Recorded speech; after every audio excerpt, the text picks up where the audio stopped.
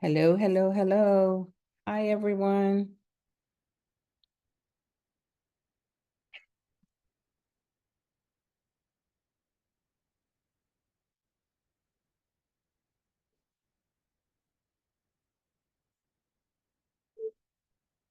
Greetings, everyone. Dr. Annette West, publishing pusher here. Thanks for joining me in the JetNA Publishing, talking all things books. Yes, the operative words, all things. I'm excited you're here. You listen in, share your thoughts. You don't have to be live on the screen to be able to talk. And I want you to know your success is my business. I'm here to assist you, support, empower, inspire as we pull out those thoughts to get these books accomplished. Thanks again for joining me. Hey, everybody. How you doing? Hey, Miss Anna. Hi, Melvis. Hi, Omari. Good to see faces, pictures. Good to have you in the space on today. Another great Thursday. If you have not had the opportunity to go to JetNA Publishing on YouTube, please do. I have, I think, 7 videos from our Thursday morning session on there now, and I'm caught up now. We had some, you always got some logistical something going on somewhere. And downloading those videos, they kept getting locked. But we finally got around to them helping us to work through that process. And now we can get our videos downloaded from Zoom so that we can then upload them into the YouTube channel. So if you want to know some of the things that we've been talking about, just start looking. We have, I think 3 is missing for some reason, but 1 through 7 is there. And I believe this will be number 8. So go on so that you can see some of the things that we have been talking about. We've talked about standard book elements before, but I wanted to, because someone asked a question, and I'll refer them back to this video so that they can go to this video. Yay! So there'll be videos to go back to. So I want to share a little bit, and I know we have some others in here that have some insight on it, but I want to talk a little bit about understanding standard book elements.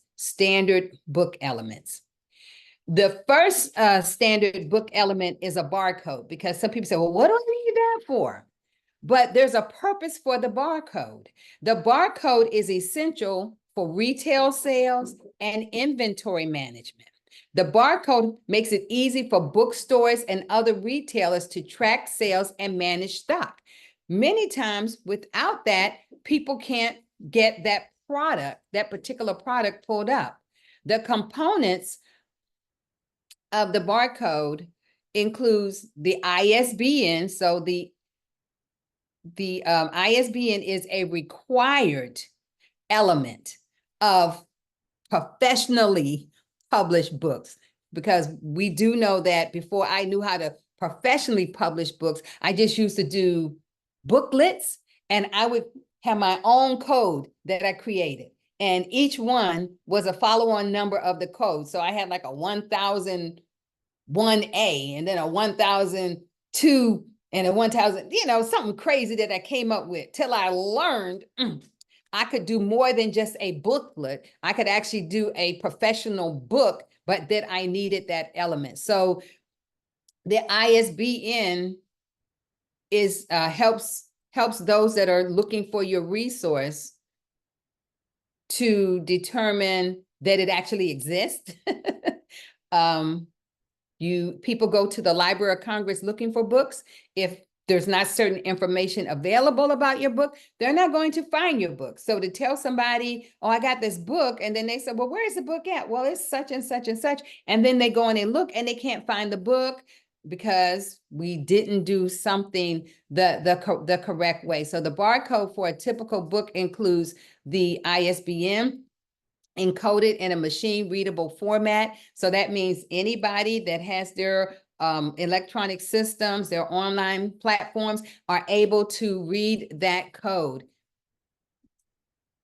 And the types of most common for the barcode is the 13, the EAN 13 barcode, which is used on the barcode.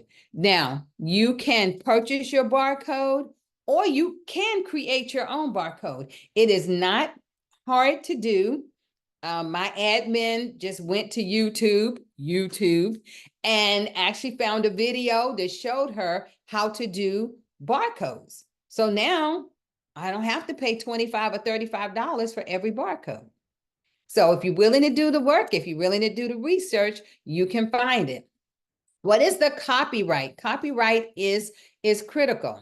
The purpose of the copyright is to give you that legal protection for your authored work. It ensures that others cannot use it without permission. That means the content in your book that is your thoughts, your knowledge, your wisdom that is in your book. Now, I'm not talking about the part that you quoted from somebody else or that you shared from someone else. I'm talking about your work. The duration of a copyright lasts for your lifetime plus 70 years. So from the time you pass for 70 years, your barcode still belongs to you, to your family, whoever you willed in your legacy, whoever you willed your ISBNs to, whoever you released your books to, they have free usage of it for 70 years after your passing. And then they will have to go into the system and do what? Renew. And unfortunately, a lot of people don't know this. They don't tell their family this, and they don't get it. And so what happens? It goes into, there's a book called Public, and you can go into this book and you can find all the resources that are available that nobody went back and grabbed. And then you can just get an ISBN for it, and now it becomes yours. And I'm pretty sure after we have done all of this great work to create these products, we don't want our books just landing in anybody's hands. We created them to get a message out. We created them as a part of our legacy. And as a part of our legacy, we want to keep it in our family. So that is something that is very important to know. Now, let me say this. Copyright protection is automatic upon you creating and getting your content out. However, you still would be wise to register the work with the relevant authority, which is the U.S. Copyright Office. You can go online and just pull it up, copyright.gov, because it provides extra legal benefits, and it's required if you're planning to bring a lawsuit against someone for infringement of your work. So you see, there's a significant reason to have the ISBN. The international standard number is what the ISBN is, and it is a unique identifier for books, allowing for easier management and sale of books by retailers, libraries, and distributors. So if you're creating books and you want them to be distributed and accessible to people, then you have to make sure that you have the right information on the book, on the back of the book, and inside your book on your copyright page. The structure of an ISBN is a 13-digit number. It used to be a 10-digit before, up until 2007, but now it's a 13-digit number. Is divided into 5 parts. And the prefix element is currently, I'll say currently, because As more books are created, that number may change, but currently it's 978 or 979. Then you have the registration group, which is the country or language group number, part of the number. Then you have the registrant number, which is the publisher. And then you have the publication, which is a specific title and a check digit. How do we get our ISBNs? We want to go to the experts that house these, which is called Bowkers, Bowkers, and ISBNs are assigned by national ISBN agencies, but all agencies are not equal.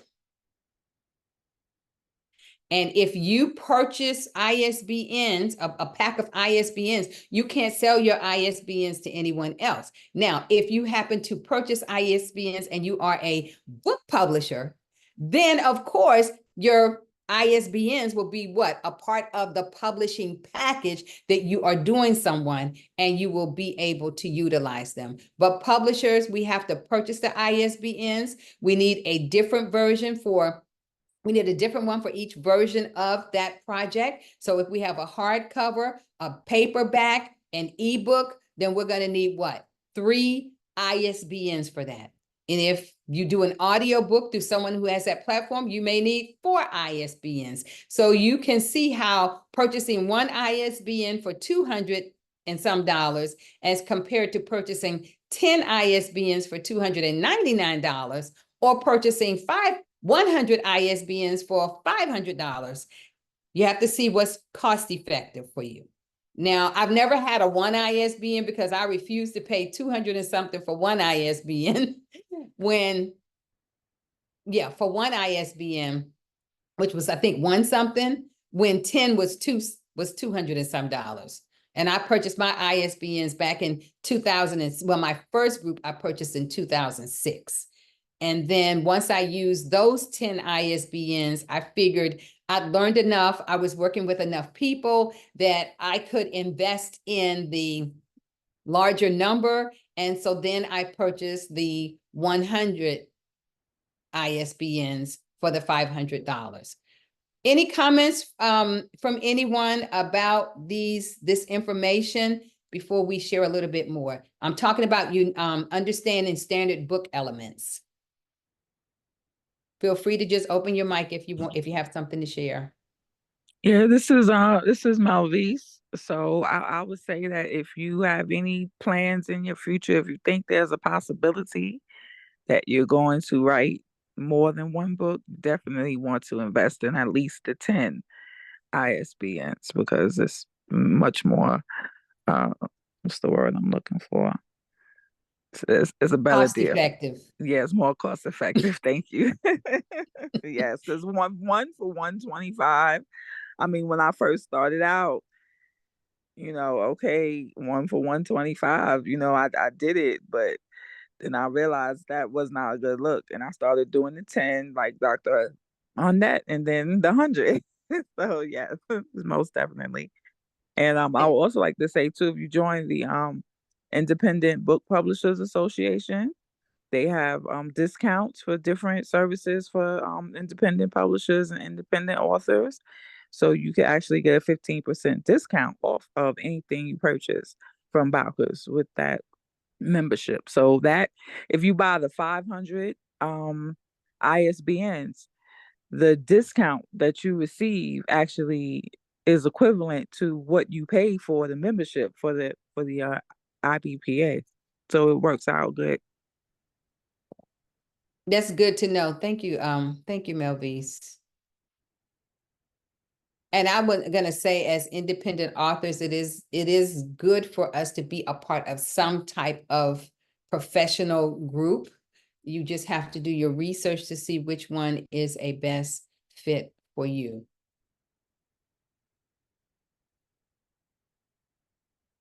Miss Anna, did you want to share anything before I move forward?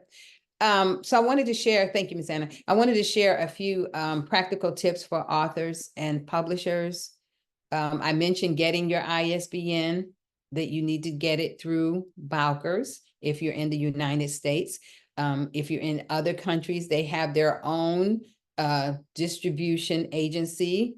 I've worked with a publisher in Nigeria, and we did a book. I did a book for one of my Nigerian pastors, and we did his book in the US on a US ISBN. And then she did the book in her country on their international ISBN for their country.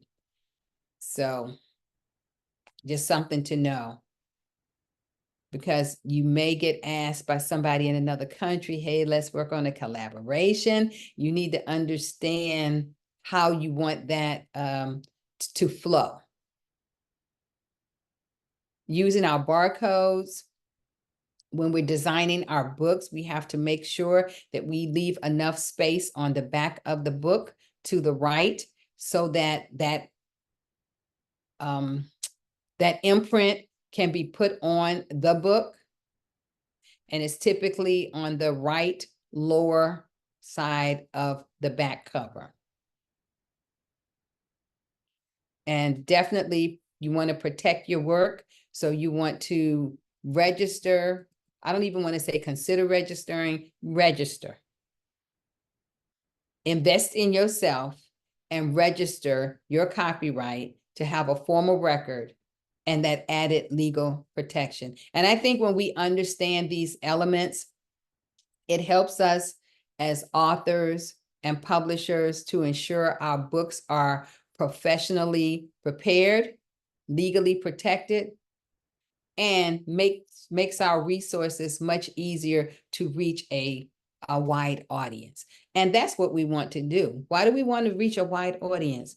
Because your family not going to purchase but so many books if they purchase any books. Your friends aren't going to purchase but so many books if they purchase any books. So you have to be willing to expand your horizon so that you have localities where you are able to reach people that you never thought you would ever reach. I always say in my S3 model, if you don't show up, people don't know who you are. If you don't speak out, people don't know what you have to say. And if you don't share it, people don't know what's in your toolbox. Miss Anna up here, she is always showing up, speaking out, and sharing. Even if she's not on the platform, she's going to try to get her resources on the platform. So you have to be willing to network with people and connect with people to make your presence known, even if you're not physically there.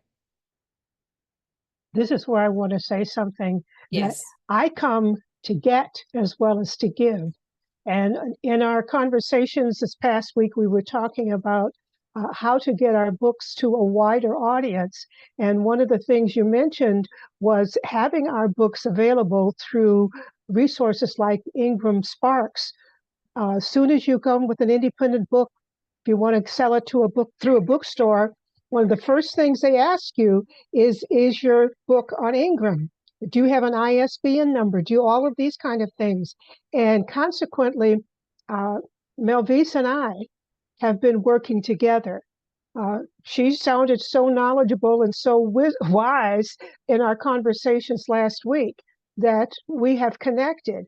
And she has begun to share some of her strategies with me. And now we're collaborating on a project that we'll tell you about when it's ready to go. So yes, I share what I know, but I also come to get what I need. And that's one of the great things about this space. This is not about me. I do have a little bit to share with you, but I don't come here thinking that I am the know-all be-all person. I believe we have other people who have been have experienced, have been exposed, and they can bring insight as well to this platform. But I really wanted this platform so we would have an opportunity to come in, ask questions if we need to, share information as we get it, because iron sharpens iron. And we can help each other to be better in our craft. If we don't gain any new tools, we become stagnant. If we don't gain any new experiences and new relationships, we become stagnant. So it's very important. And I want to tap into people that know more than I know. If we all know the same thing, we'll go down in the ship together, okay? But somebody in there got to know that when the water's coming in, how to plug that hole so that we can make it to the shore, okay? One We of the need other that. things, one of the Yes. other things that you mentioned, something you did in 2006. One of the things that is occurring that makes it worthwhile our attending here regularly is things change. And one of the major things that has changed for independent authors is the fact that at one time, independent authors could have their books available at local bookstores on consignment. Very few bookstores are doing consignment anymore. And whereas we used to purchase the books and take them to the bookstore to be sold, now we have to spend that same money for someone else to do that. I would say the middleman or the middle person is key to going beyond that initial circle of our family and friends. And by coming to sources like this, those of us who have been publishing independently, or like myself, who coach independent authors, knowing how to send them to the right sources increases my value to them, but it also increases my credibility with them. If I tell them one thing and they go to try it and say things have changed, my credibility diminishes significantly. So keep coming, even if you know a lot. Just the time something changes will be the time that Dr. Sharon Rand will come on and say, but this has happened. Be ready. So thank you for giving us this opportunity, and I'm ready to listen some more. Thank you, Miss Anna.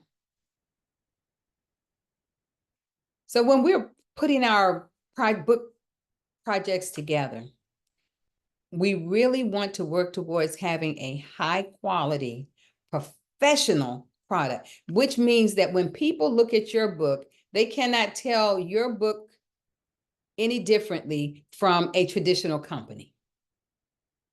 Your book should look as good. Your cover should be as nice. Your content should be flowing as well as traditional companies. It's not as complicated as people think. And guess what? If you don't think that you are the one to write your book, then hire somebody. Now, you still got to get the manuscript ready to pass over to them. We did one session on here called Having Your Book Edit Ready. And Melvise and Miss Anna shared some content with me as well on that. You might want to go back and look for that one. But we want to do our part as much as we possibly can. Because if you hand your book to us and we can't make any sense out of it to get started, then that means we have to send the book back to you. And now you got to go back to your drawing board when it's just as easy to start and lay things out. That's why the Jumpstart Your Writing workshop is so important, because it gives those foundational tools to get started. And if you have those foundational tools, you will be able to create enough in your manuscript to get started well with your editor, for your editor to give you some of their professional expertise back, do some marking up on your document, asking you some questions that you can then go back and do what? Build on. Because if you don't have enough information, if you haven't done a reasonably good quality job, the 2 rounds or the 3 rounds of editing that may be included in your publishing pricing goes beyond. Because in the contract, the editor tells you how many rounds they have for the price that you are paying. Now, these would be the editors who work with pricing by page, the number of pages, or pricing by words. Now, a person who prices by the hour, it won't matter, because if they got to send it to you back to you 20 times, they're just going to get paid for those 20 times. And everybody has a different model. Miss Anna does editing. She charges per word. And you have to know that per word could be anywhere from 0.1, that's not going to happen, but 0.1 to about 0.6. And then it can even be beyond that, depending on what the editor is being asked to do. So we want to make sure that we really understand that, because having a professional product in our hands when it's all said and done is critical.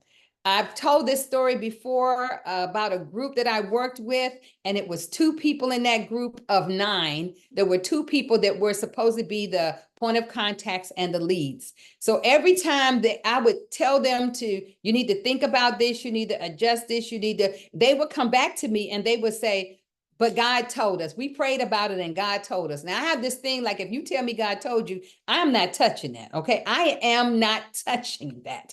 So we went through this back and forward of, them saying, well, God told us this and God told us that. So when it was all said and done and the book should have been ready, and I kept saying the color on the cover of this book is not going to work. And this particular font on one word and this dove, the way you have it, is not going to work. Well, God told us to do it. God told us to do it. So we get all the way we're in KDP, and I've got the copies, the review copies ordered, and I send them the review copies. And you know what they say to me? You're right. Of course, in my head, I'm thinking, well, wait a minute, you told me God said. So if God said, then it must remain that God said, because God doesn't change his mind. So I'll just say, let us just be cautious about throwing out the God said card, okay? And just say, this is what we want. And then when you get it and you see it's not, but that was a lot of wasted time that we had to wait for them to get their review copies, for them to go through their review copies, for me to make adjustment to the cover. Then we had to choose another color. I'd given them some options. They said none of them would work. So we had to look for more colors. We had to move that dove from where it was. And it was just unnecessary things at the end that could have been rectified a long time ago if they would listen to the publisher and they would listen to the editor. So don't hire a publisher and don't hire an editor if you're not willing to listen. I think that's a good way to say it. What you think? I think that's a good way to say it too. And I will also be wary of a publisher or editor that just takes what you send and runs with it without providing any type of feedback or suggestions, because that's a key, that they're not really into the details. Yes. But my thing is, and here's another example. I actually did have a lady that started working on a project with me, but she thought I was being too hard. So she said she didn't want to work with me anymore. And I nixed the contract because I don't need no extra headaches. And she went on and she did her book, and she didn't tell me she had finished her book. So I didn't know. And I didn't care really, because she had moved on. And someone else, she blessed them with a copy of her book. And the person called me up and they said, I know you didn't do this book because I know she was supposed to work with you. I said, she started out working with me and she decided that my requests were too hard for her. And she decided, I don't know if she did it on her own, or she went with somebody else. So my friend was like, she should have stayed with you, because this is what did she say? That this is a hairball mess or something like that she said. She said, I just can't believe this. So at some point, the lady must have got some feedback that some things weren't right. And so she reached out to me and she said, I published my book, but I think I need to redo it. And I said, no, she said, can I have a coaching session with you? So I told her the fee for a coaching session, which was ridiculous, right? If she stayed with me, she wouldn't have had to pay for $500 for a coaching session. I keep my price high because I don't have a lot of time for it, right? So we're not going to nickel and dime it. So she called me up, we talked about the book, and she said, well, would you be willing to do my book? And I said, no.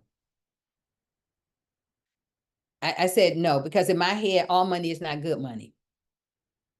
So I said no, but write down these things. If you do these things, even if you go with someone else and you understand these things, you will do well. So it took her about another 1.5 years beyond that. She did get it published. It does look well. It is a good book now.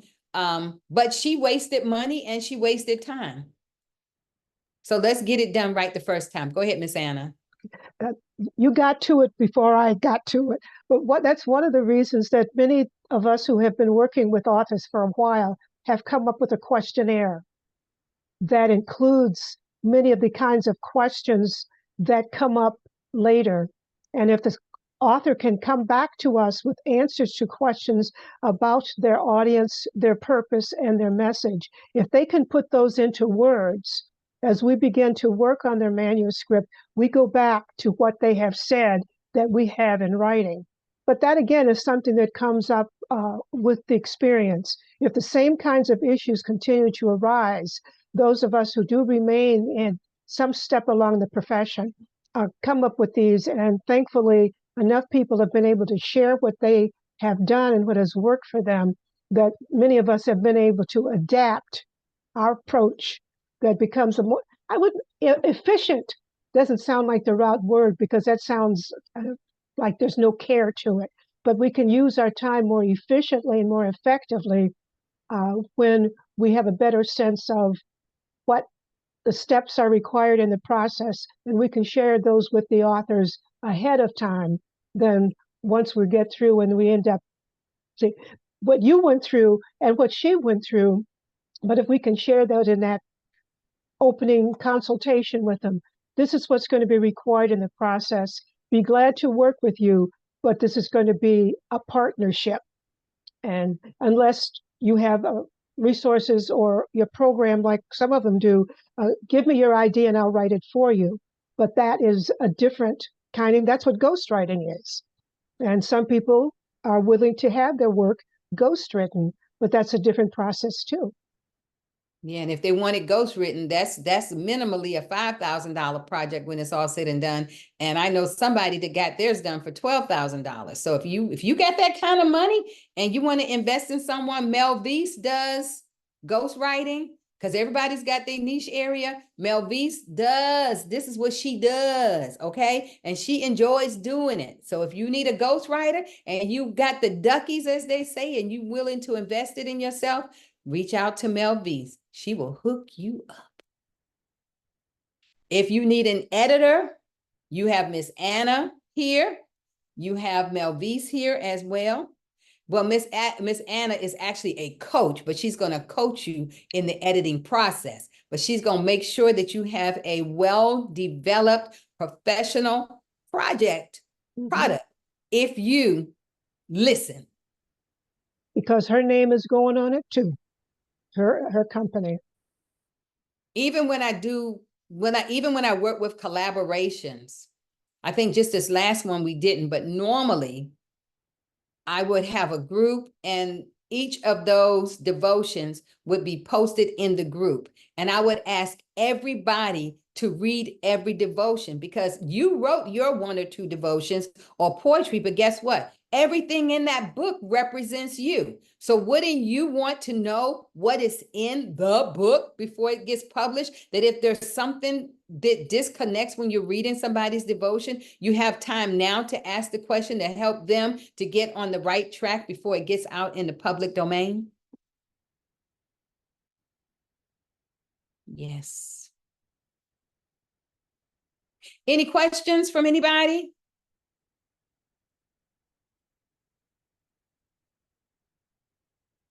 I want to make sure I get an opportunity for questions.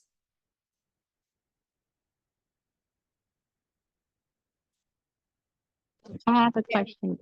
Go ahead, Daisha. So I started the chapter. No, I started the outline. Okay, so like I got the table of contents, but I have yet to start the book. Now, genuinely, how long does it take for you to really start a book, finish a book, to get the book published? Like, what's the timeline typically for you to go through that process for somebody that never done it and it's their first time?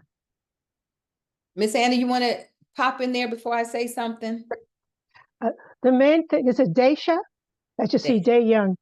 The main thing, Daya, is where is the content? If it's in your head, you can get it onto paper and then begin to refine it. If you have to do the research, where are you going to have to go to get the research? And so it's very difficult for us as editors and publishers to tell you how long it's going to take, because the main thing is, how long is it going to take you to get what is in your head and in your heart onto paper? Once that's onto paper, I'll call it onto paper, once you've got a copy of that, then you're ready to begin the next steps. So if you have an hour a day and you spend an hour a day getting things onto paper, that's about as close as we can get you. Most books take a year to 2 years from inception to publication. And depending on who you are working with and how much time you have to work on it each day or each week. So you've got your outline, start fleshing out that outline with the ideas that you have. And once you have gotten 3 to 5 pages for each section, you may be ready to contract with an editor. Thank you, Miss Anna. So really, Deja, it really depends on the person ensuring they have a manuscript to hand over to someone else. That could take forever. So the person, you, for instance, would have to say to yourself, okay, I want to have my content written in a year. And then you will have to do your milestone chart to determine each month how many pages you want for each month to meet that goal. And then once you determine how many pages you're going to do for the month, you can say, okay, there's 4 weeks in a month. I'm going to divide that by 4. And okay, I was going to do 100, I was going to do 50 pages a month. Okay, so 12 to 13 pages each week. I'm going to do that. It's doable depending on a person's schedule. It's doable depending on how much time a person is really willing to commit. I mean, we did a devotional in 30 days and it was full of prayers and stuff. But guess what? I would never do that again.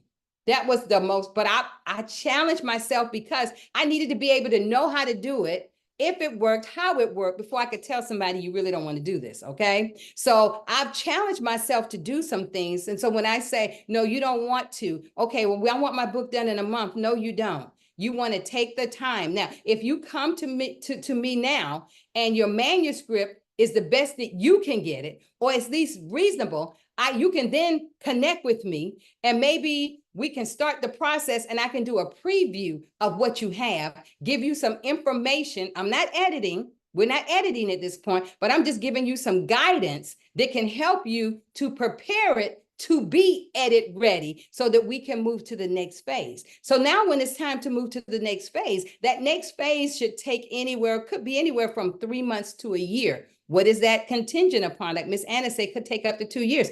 That would be contingent upon how much work does the editor have to do to your product, to your project? How much direction in your English grammar do you need help with? How much comprehension is not there that she needs to guide you with questions for you to answer them, which may take you back, like she said, to do some more research to put in there. So there's a lot of elements that go in there. The longest it's taken me to do anybody's book was about a year and 3 months.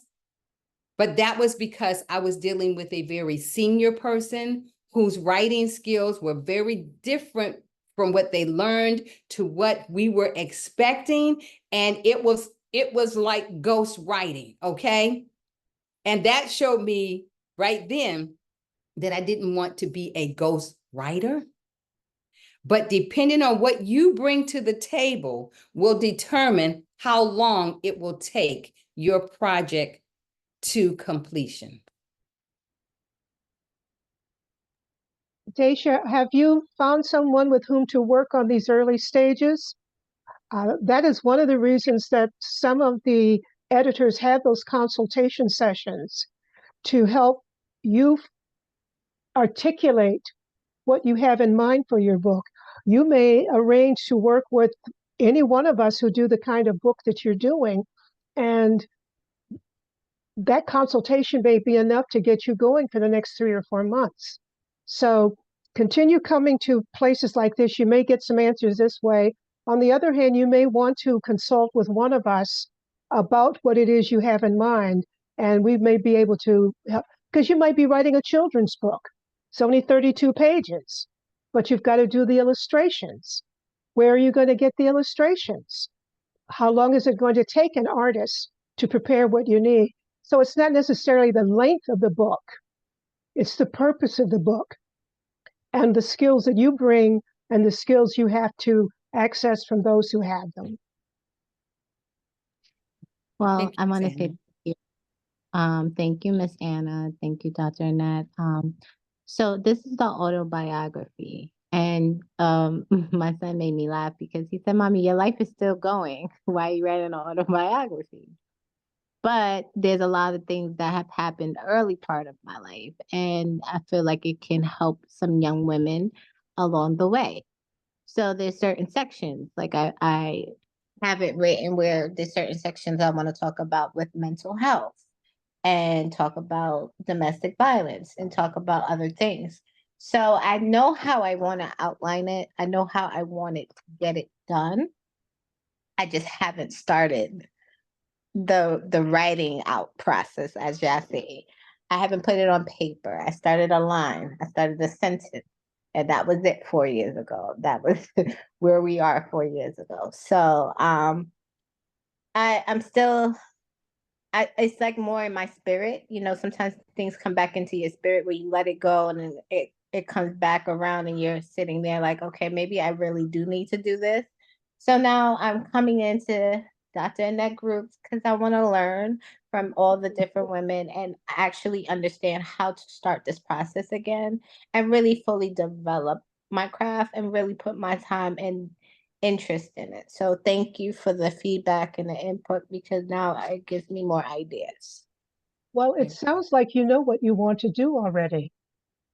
And what it sounds like is you're doing more a memoir rather than an autobiography. Autobiography means tends to be your life story that you're writing.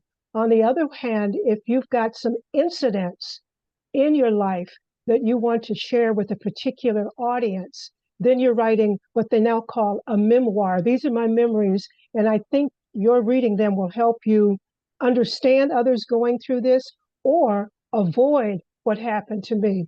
But this is the kind of thing that you would get if you work with any of the editors that you come across on this team. They're going to ask you hard questions. Be prepared for that. Most here are Christians, and they believe that they are doing what God has asked them to do. And that may be why you are here, because you're ready to hear answers that may come from someone you can see in person.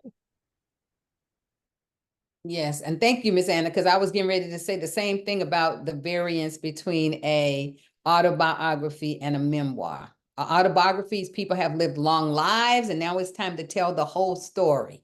Memoir, you're young, you're not there yet, but you still got a good amount of content that you want to share with others. So on point. Thank you so much. That's good. So because of the two different things, do you address it in two different ways or is it a different outline for it? It's kind of still the same template of how you go about it. The flow is the way you gave it is just fine. It's just called a memoir and not an autobiography. That's all. And autobiography tends to be in the chronological order. A memoir can be in any order. You may have incidents that you have perhaps in the order of importance. It may be things that is certain situational. And this is the kind of thing that your editor would help you work out early in the process, asking you, what do you want to write about? Why do you want this to be told? And let's work together on how best to get this story out from Daisha Young. I would just like to add something that could help push you along. Anytime something comes to mind that you feel that you want in your book, write it down, document it some type of way as soon as you think about it. So even if you don't have a pen and a paper in front of you, you can send yourself an email. You can put it in the notes in your phone. You can call yourself and leave yourself a voicemail. You can do a voice recording, but definitely capture it as soon as it comes to mind, because I know that for a fact. You will think of something and think this is so, so great for this book. And then when you actually sit down to work on the book, poof, it's gone. Yepers. We say, okay, These it's not, smartphones can be smart. it's not when you write it, it's when it's read. And as Melvise was saying, write it when it comes to mind. Then you can organize it later. But get those thoughts on when they're really hot, and they will very likely have more life to them when they're read. Yep, because if you do the audio, you can download it and have it transcribed on your system, which will make it probably much more easy for you. Well, we are at the 11:45 hour, so I want to thank everyone and be respectful of your time. Thank you so much for coming in to Talking All Things Books. I will be posting this once it's downloaded. I hopefully get it up on Jetnay Publishing. So go to YouTube, Jetnay Publishing, pull it up, subscribe, and I will catch you all next week, and everybody be blessed. Bye-bye.